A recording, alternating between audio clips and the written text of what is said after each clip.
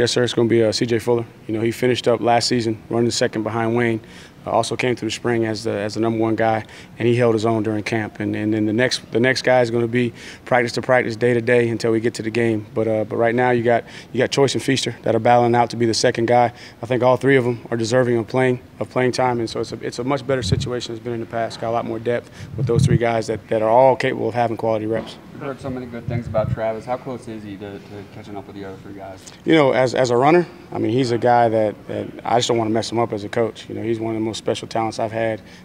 In considering Ellington and McDowell and all those guys, he's just very, very natural. So as a runner, he's there. It's just, you know, getting him in position to be able to protect the quarterback. And as fast as we play, it's hard to be situational and put him in just to run the football. But he's making progress every day. He came out of a system where, you know, everything's new to him.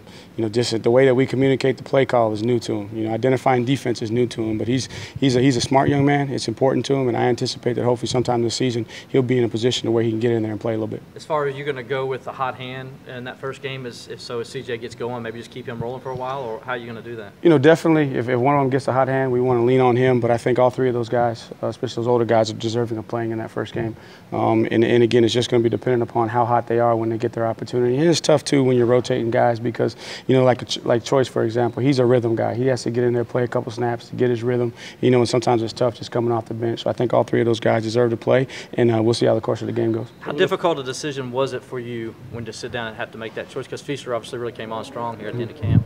Well, you know, it was a situation where Choice missed a little bit of time, and then Feaster had an opportunity to kind of solidify that and had some good practices, but then still wasn't as consistent as I was hoping he was going to be down the stretch. And so he kind of made that decision a little bit easier for me. But at the same time, you know, he's deserving of playing. All three of those guys, it's a different situation. I don't see as much separation, you know, as Wayne may have had on those guys in the past. All three of those guys are ready to play, and realistically, any one of them can go out there and be the starter. But CJ was the most consistent throughout the course of camp, and I felt like, you know, he did lay his claim on being the first guy to run out. Over the first part of the season, how comfortable are you with this being a fluid situation? I mean, you probably want to have that guy in place, you know, as permanently as you can early on. You know, when Wayne first got his opportunity, it was a situation where he had a very, very short leash, and Choice was right on his heels. And throughout the course of practice and in the game, he determined that in terms of being the guy that got the majority of the reps. So I anticipate that hopefully all these guys will get an opportunity, and if one wants to become the alpha dog and say that he wants to be the guy that gets the majority of the snaps, it's going to be up to them how they play and how they practice. I imagine that Pollard and Ingram are going to get pretty equal playing time. Is it just going to come down to the last practice to determine who goes out there for the first? You know, it's a battle every single day between those two, and it's been that way. And Ingram has made some strides and kind of put himself in the pole position, but Pollard's not giving up, and he's battling every day. And Coach Caldwell's going to go through practice, play by play, see who's going to be the first one to run out. How about tight end? How's that rotation going to work out? Who's going to be the starter? You know, right now Mylan's running in that position. You know, he's solidified that, but you got guys like Shadell, you know, that's pushing every day to get more reps, and you got Cannon, who's a veteran guy. Then you also got J.C. Chalk, who has kind of shown some flashes. So I think that Mylan will be the guy that runs out there and throughout the course of the game give those other guys an opportunity. And again, it's like any position. I mean, you earn your playing time in practice, but when you get out in the game, if you perform, that's also a benefit to you. Who's that guy that's more like in Garrett's position that's going to be that sort of that H-back, fullback kind of guy? You know, Cannon would be the guy with his body type that would give us more of the physicality at the point of attack, and he's gotten better in the passing game and making himself an every down player. You know, Mylan's got to fill that role as well. DJ Greenlee is a guy that's going to get a lot of reps that has to fill in, and so, you know, until we get out there and we have an opportunity to see, all those guys got to be prepared to fill that role. Overall, this far into training camp, how comfortable are you with where the offense has progressed? And if you had to play tomorrow, do you feel comfortable with where they're at right now? You know, I think so. I feel really good of the way that they progressed. And obviously there were a lot of question marks, but to see Kelly step up and to take command, and looks like the guys are rallying around him. Obviously he's got a ton of playmakers. The way that we performed in the last scrimmage, having an opportunity to move the ball versus our defense, which we know is going to be one of the best in the country, you know, gives you a lot of confidence. Now we just have to go in and get the details of the game plan for Kent State and get ready to play.